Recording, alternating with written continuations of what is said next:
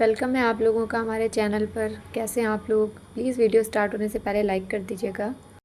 आज की हमारी स्टोरी है घमंडी बॉस की ज़िद्दी असिस्टेंट द शैडो गेम के पार्ट 3 की। पार्ट 2 में हम लोगों ने देखा अवनी ने कैसे सूझबूझ से रुद्रांश मल्होत्रा को जेल पहुंचा दिया था। अब बारी है पार्ट 3 की। मल्होत्रा लॉजिस्टिक्स का घमंडी साम्राज्य ताश के पत्तों की तरह बिखर चुका था। रुद्रांश मल्होत्रा, जो कभी देश के सबसे आलीशान बोर्ड रूम्स में हुक्म चलाता था, आज सेंट्रल जेल की काल कोठरी की सलाखों के पीछे खड़ा है।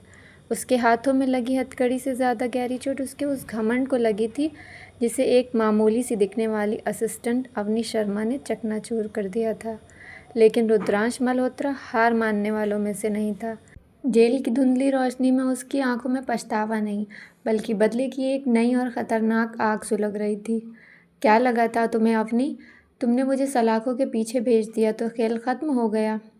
रुद्रांश ने अपने वकील राघव सिंघानिया से बात करते हुए ठंडी मुस्कान के साथ कहा।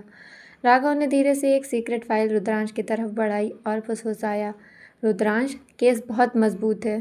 सीआईबी ने तुम्हारे सारे विदेशी खातों को फ्रीज कर दिया है, लेकिन एक रास्ता है। अवनी ने कोर्ट में जो सबसे मुख्य सबूत मेन डिजिटल की पेश किया है, अगर वो सबूत गायब हो जाए तो तुम्हें 2 हफ्तों के अंदर बेल मिल जाएगी। रुद्रांश ने फाइल को देखा और उसकी उंगलियां टेबल पर थिरकने लगीं। उसने कहा, अवनी बहुत ज़िद्दी है राघव, उसे डराया या ख़रीदा नहीं जा सकता। उसे हराने के लिए उसकी तरह ही शातिर होना पड़ेगा। पता लगाओ कि वो मुख्य सबूत इस वक्त कहाँ रखा है। दूसरी तरफ सीआईबी के हेडक्वार्टर में अवनी को उसकी इस कामयाबी के लिए मेडल से नवाजा जा चुका था। लेकिन अवनी जानती थी कि रुद्रांश जैसे बड़े खिलाड़ी को सिर्फ जेल भेजना काफ़ी नहीं है, उसे सज़ा मिलने तक पूरी तरह सतर्क रहना होगा। तभी अवनी के केबिन में उसके सीनियर ऑफिसर चीफ विक्रम दाखिल हुए। उनके चेहरे पर गहरी चिंता थी। अवनी, हमारे पास इंटेलिजेंस इनपुट है। रुद्रांश जेल के अंदर से ही किसी बड़े ऑपरेशन को अंजाम देने की कोशिश कर रहा है, चीफ विक्रम ने गंभीर आवाज़ में कहा। उसका निशाना वो डिजिटल सीक्रेट की है जो तुमने रिकवर की थी। उसे कल सुबह कड़े पहरे में कोर्ट के लॉकर रूम में ट्रांसफ़र किया जाना है। अवनी की आंखों में वही पुरानी जिद लौट आई। उसने अपनी कैप ठीक की और कहा, चीफ, रुद्रांश का घमंड जेल की 4 दीवारों में भी कम नहीं हुआ है। वो जो भी चाल चलेगा, मैं उसे उसके अंजाम तक पहुंचने नहीं दूंगी। इस ट्रांसफ़र की जिम्मेदारी मैं खुद लेती हूँ। उसी रात अवनी अपनी टीम के साथ उस सीक्रेट डिवाइस को लेकर कोर्ट के सुरक्षित सेफ हाउस की तरफ बढ़ी। रात घनी थी और हाईवे पर सन्नाटा था।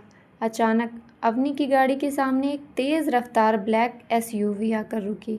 हेडलाइट्स की तेज़ रोशनी में अवनी की आंखें चौंधिया आ गईं। गाड़ी से कुछ नकाबपोश बंदूक लेकर नीचे उतरे। उन्होंने अवनी की टीम पर हमला कर दिया। एक भीषण मुठभेड़ शुरू हो गई। अवनी ने अपनी कमांडो ट्रेनिंग का इस्तेमाल करते हुए 2 हमलावरों को ढेर कर दिया, लेकिन तभी पीछे से किसी ने उसके सिर पर भारी चीज़ से वार किया।